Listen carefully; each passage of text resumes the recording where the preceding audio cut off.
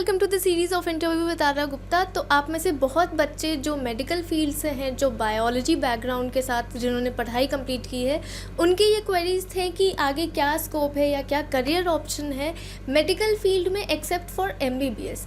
तो चूँकि बहुत सारे बच्चे एमबीबीएस नहीं कर पाते हैं ड्यू टू वेरियस रीजंस, जैसे कि गवर्नमेंट कॉलेज में नहीं हुआ या प्राइवेट कॉलेजेस अफोर्ड नहीं कर सकते, नीट में अच्छे मार्क्स नहीं स्कोर कर पाए, तो उन बच्चों के लिए क्या ऑप्शंस हैं अवेलेबल जो कि आप कर सकते हो, and what are the subsidiary courses in the medical field which can add a great value to your career. तो वो सारा कुछ मैं इस वीडियो में कवर करने वाली हूँ।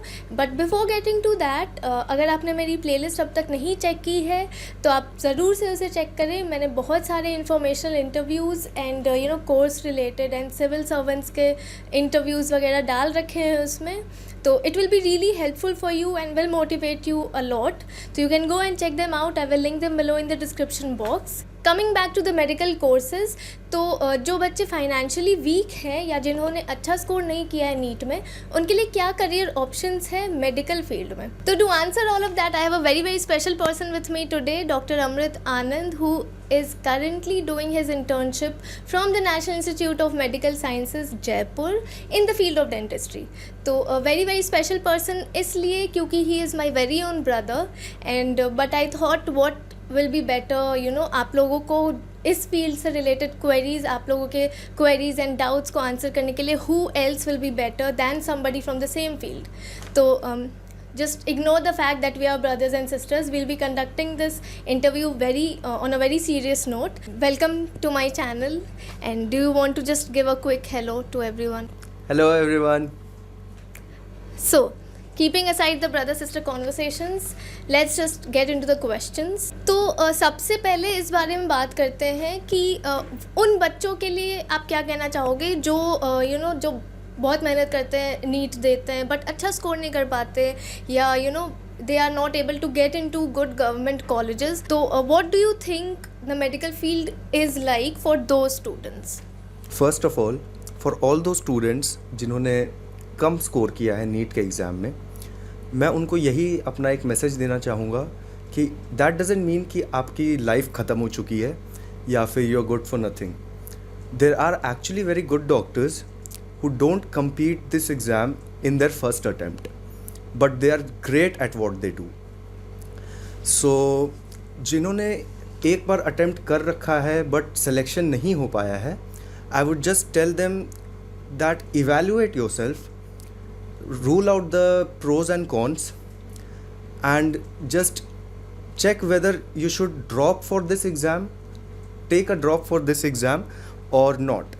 और जहाँ तक बात है उन बच्चों की जिन्होंने 2 या 3 बार अटेम्प्ट किया है नीट के एग्ज़ाम को बट वो क्रैक नहीं कर पाए या फिर उनको अपने मनपसंद का कॉलेज नहीं मिल पाया, उनको मैं यही बोलना चाहूँगा कि आप खुद को सेटिस्फाई कर लो कि हाँ यही कॉलेज है जो कि आपको मिल रहा हो, या फिर आप किसी और मेन स्ट्रीम मेडिकल जो कोर्सेज़ हैं उनके अलावा और भी सब्सिडियरी कोर्सेज़ हैं, उनके तरफ आप अपना ध्यान लगाओ। और व्हाट अबाउट दोज स्टूडेंट्स जो प्राइवेट कॉलेजेस अफोर्ड नहीं कर सकते?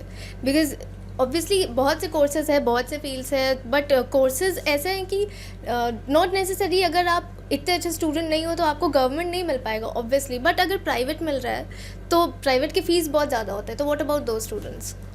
तो उन स्टूडेंट्स से मैं यही बोलना चाहूँगा कि you should work hard and you should give time, because आप सब कुछ सोचोगे कि जल्दी जल्दी हो जाए कि एक बार मैंने प्रिपेयर किया, I am getting private college and it's very expensive, I can not afford.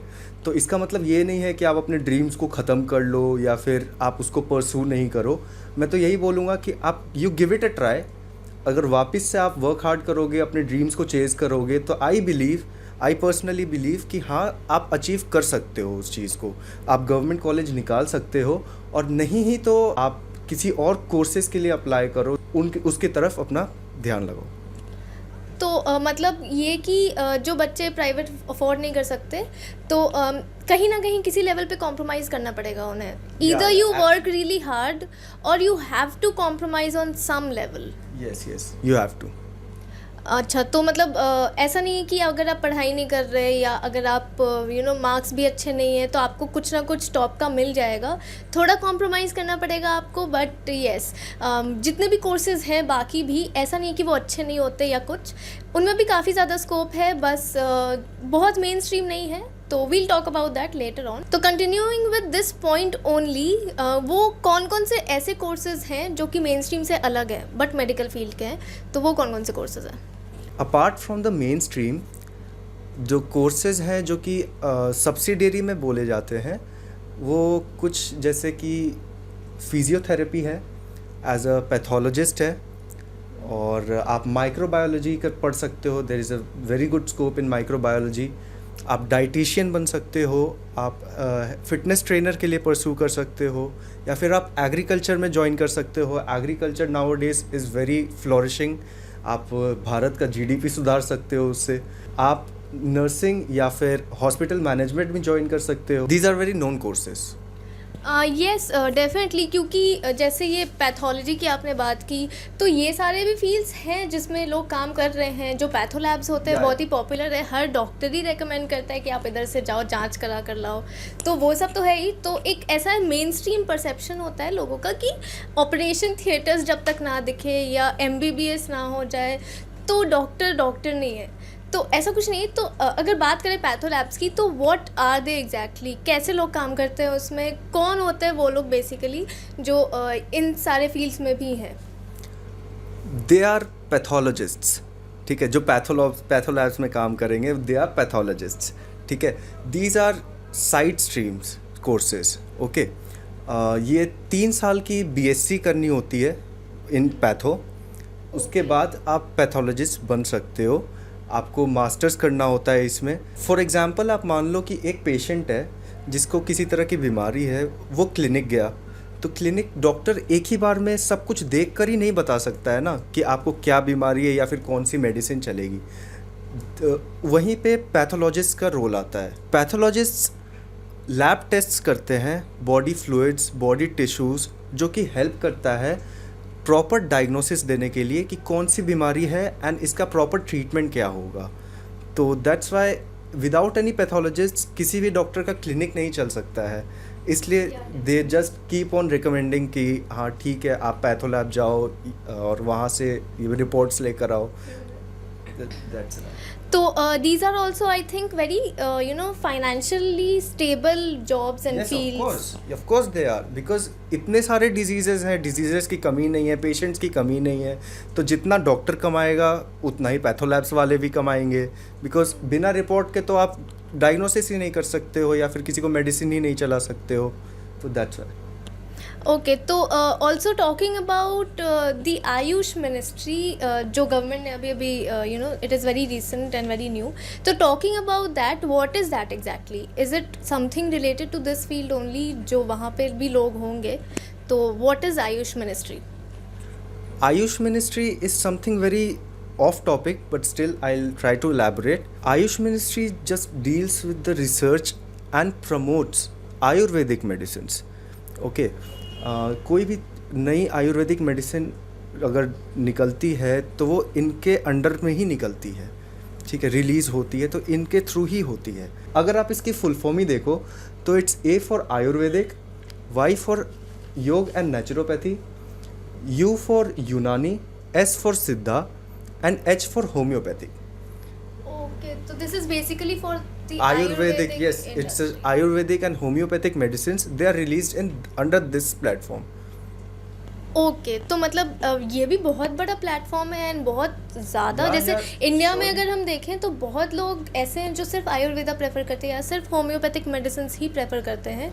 तो It's said कि जहाँ पे एलोपैथी काम करना बंद कर जाती है वहाँ से होम्योपैथिक और आयुर्वेदा स्टार्ट होती है। तो it's known for last centuries and centuries that Ayurvedic are very good for health. They have no side effects. सो इसका भी प्रमोशन ज़ोरों शोरों से सरकार ने भी करना शुरू कर दिया है और पिछले कुछ टाइम से, पिछले अराउंड 6 years से इसकी बहुत ज़्यादा प्रमोशन हो रही है। आपने अगर ध्यान दिया होगा तो प्राइम मिनिस्टर सर ने भी इसका बहुत बार जिक्र किया है, तो दैट्स वाई या बहुत ज़्यादा स्कोप है मतलब आयुर्वेदिक इंडस्ट्री में भी। यस। ओके, तो now talking about the private colleges basically, क्योंकि बहुत से बच्चों का यही सवाल होता है कि प्राइवेट कॉलेजेस अगर हैं तो उसमें भी हम कैसे डिफरेंशिएट करें, क्योंकि लाखों कॉलेजेस हैं मेडिकल के फील्ड के लिए, एंड सारे कॉलेजेस ऐसे जिन्होंने नीट के लिए जिन्होंने जो लोग अपेयर होते हैं नीट में, तो उनको बहुत से कॉलेजेस से कॉल्स वगैरह भी आते हैं, तो कैसे डिफरेंशिएट करें कि कौन सा कॉलेज बेटर है एंड कौन सा नहीं। तो can you name some of the private और सेल्फ फाइनेंस्ड इंस्टीट्यूट्स जो कि अच्छे हैं मेडिकल के लिए? या श्योर, देर आर सम। वैसे तो आप जब भी गूगल करोगे तो कुछ कॉलेजेस हैं जिनका नाम हमेशा ही सामने आता है प्राइवेट कॉलेजेस में। For example like DY Patil college, that is in Pune, that's a very pronounced college. Christian Medical College, that is in Vellore. NIMS Medical College in Jaipur, and Kasturba Medical College in Manipal, yes, in Manipal, and these are just a few colleges that I have named. Okay, so these are some of the colleges जो कि private colleges हैं जो बच्चे prefer कर सकते हैं, but इनके fees का कोई ये नहीं है, फीस ज़्यादा हो सकते हैं। So these are only for the students who can afford, yeah Yes. या अगर हम नीट की बात करें एंड हम उन कोर्सेज़ की बात करें जो नीट देने के बाद अगर गवर्नमेंट कॉलेजेस में जाते हैं बच्चे या किसी भी कॉलेज में जाते हैं, तो what are the courses and what are the fields that are offered to a student who has जिसने दी है ये एंट्रेंस, एंड जिसने नीट के बाद बेसिकली कौन कौन से फील्ड्स हैं अवेलेबल? नीट के बाद first of all there are around 6 to 7 courses जो कि प्रोवाइड किए जाते हैं स्टूडेंट्स को according to their ranks. Okay, तो सबसे पहले तो है MBBS, then comes BDS, bachelor in dental surgery. उसके बाद आता है BPT, फिजियोथेरेपी। उसके बाद आता है BHMS जो कि होम्योपैथिक मेडिसिन के ऊपर पढ़ाई है, वो भी बहुत अच्छी है स्टडीज़ में, आजकल उसका बहुत नाम है। उसके बाद आता है BAMS जो कि आयुर्वेदा स्टडीज़ है। फिर you can pursue for nursing and pharmacology. These are some courses जो कि आपको ऑफ़र किए जाते हैं। अब आपको जैसा भी आपकी रैंकिंग है उसके बेसिस पे आपको प्रोवाइड किए जाएंगे कॉलेजेस, और उसमें आपको सेटिस्फाइड रहना पड़ेगा, otherwise you can give a drop and try again. या डेफिनेटली ये तो रैंक के अकॉर्डिंग ही अलॉट किए जाते हैं ये fields, but these are the mainstream fields that are allotted to the students. Coming over to dentistry, क्योंकि you have completed dentistry and आपने इसी you are in this field, तो उसके बारे में तो बात करना बनता है। तो इस फील्ड का पूरा स्ट्रक्चर क्या है and what is dentistry basically, किस तरह का कोर्स है? Please brief us on that. Dentistry is a 4+1 year course, 4 years of studies and 1 year internship. Okay, इसकी फ़ीस लगभग अगर आप प्राइवेट कॉलेजेस में जाओ तो अराउंड 3 lakhs to 8 lakhs पर ईयर के अराउंड इसकी प्राइवेट कॉलेजेस की फ़ीस है। और अगर गवर्नमेंट की तरफ आप देखो तो there are some colleges that offer this course in 40,000 per annum and it extends up to 4 lakh per year. Yes. और जहाँ तक बात है डेंटिस्ट्री की, then it's a very good course. People underestimate this course, but I don't know why, because the oral cavity is very important. कोई भी अगर disease होता है, कुछ भी होता है, तो सबसे पहले वो आपके ओरल कैविटी में शो होता है।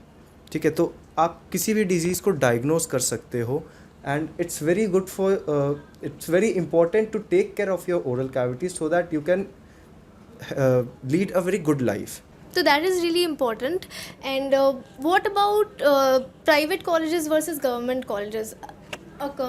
For this course only for dentistry, चूँकि लोग कहते हैं बहुत ही टेक्निकल सा कोर्स है, गवर्नमेंट कॉलेजेस इतना ज़्यादा टेक्निकलिटीज़ एंड इतने इक्विपमेंट्स प्रोवाइड नहीं करते हैं, तो उस केस में क्या प्राइवेट कॉलेजेस बेटर होंगे? What is your say on this, because you have pursued it from a private college, तो आपको क्या लगता है?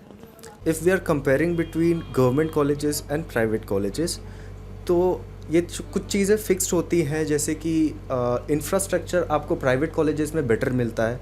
ठीक है, हाँ, ये आप कह सकते हो कि मे बी आपको गवर्नमेंट कॉलेजेस में ज़्यादा एक्सपीरियंस टीचर्स मिल सकते हैं, बट ऐसा नहीं है कि प्राइवेट कॉलेजेस में आपको एक्सपीरियंस टीचर नहीं मिलते। They have done their PGs and they running their own clinic and they are very experience too. तो प्राइवेट कॉलेजेस का मैनेजमेंट कैसा होता है? क्या सभी चीज़ें प्राइवेट होती हैं या जो नीट के मार्क्स है वो मैटर करते हैं या क्या होता है?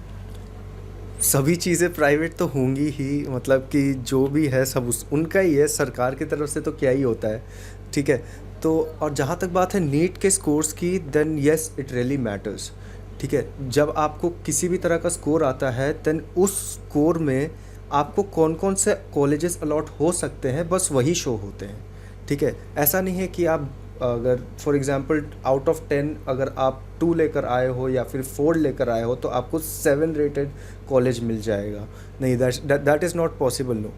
तो इसलिए आप कोशिश करें कि आप ज़्यादा से ज़्यादा मार्क्स लेकर आए, ज़्यादा से ज़्यादा अच्छा रैंक लेकर आए, and that will be very good for your college selections and या दैट इज़ ओके, तो टॉकिंग अबाउट डेंटिस्ट्री स्टिल, क्या ऑप्शंस हैं एंड क्या आगे का क्या पूरा प्रोसीजर होता है इस कोर्स का? अगर हमने एक बार कंप्लीट कर लिया है इस कोर्स को तो नाउ व्हाट नेक्स्ट, कि क्या करना है या किस तरह के और कोर्सेज करने होते हैं, क्या करना रहता है जिससे पूरा कोर्स कंप्लीट हो जाए?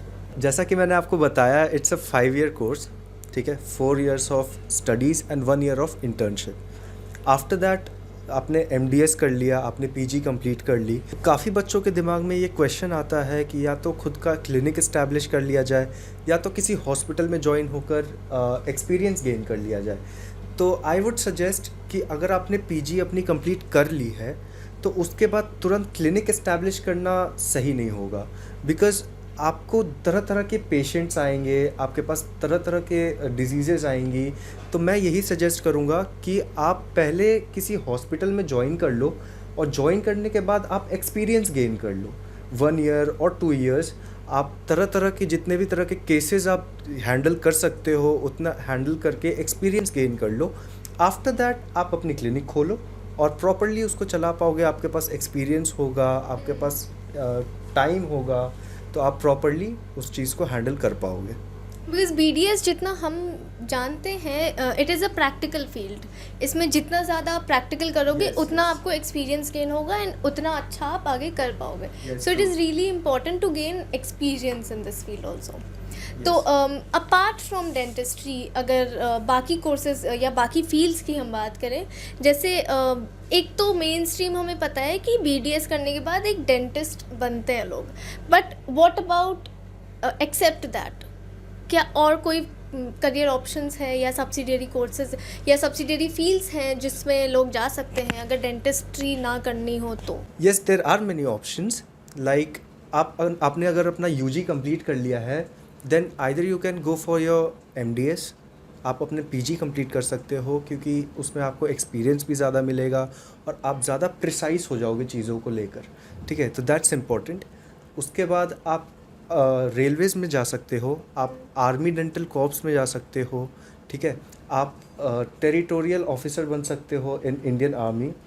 आप एज टीचिंग लाइन में जा सकते हो एज अ प्रोफेसर। आप किसी प्रोनाउंड कॉलेज या फिर किसी यूनिवर्सिटी में आप टीच कर सकते हो, बिकॉज आजकल प्रोफेसर्स की भी बहुत ज़्यादा डिमांड है। Okay, so these are the these are some of the subsidiary fields and courses जो आप कर सकते हो एक्सेप्ट फॉर MBBS।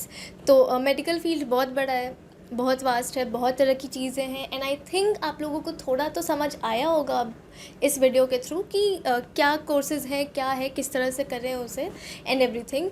तो any last message for the students who are appearing in NEET this year, जो national level का exam है for the medical field, तो उन बच्चों के लिए कोई मैसेज? यस, पहली बात तो अभी ऐसा पैंडेमिक फैला हुआ है कि आई होप कि आप सब के सब सेफ़ हो अपने घर पे। एंड आप घर पे हो तो सबसे पहली बात कि आपको ज़्यादा टाइम मिला होगा प्रिपेयर करने के लिए, आप ज़्यादा अच्छा से कर पाए होगे। तो मैं यही बोलूँगा, all the best, all the very best आप सभी लोगों को। एग्ज़ाम अच्छे से देना, कूल माइंड होकर देना, ज़्यादा नर्वस होने की ज़रूरत नहीं है, बिकॉज़ आगे डेंटिस्ट्री मिले या फिर मेडिकल फील्ड मिले या फिर आपको फिजियोथेरेपी मिले, वो बाद की बात है।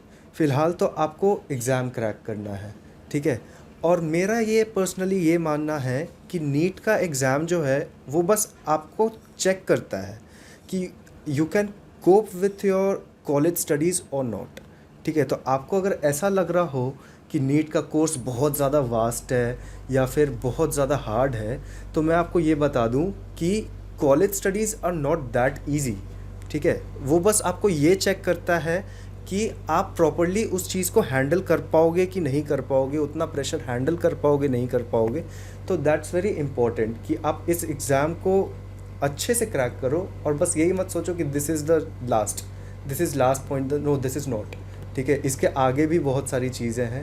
एंड यस, बाकी स्टे हैप्पी, स्टे सेफ।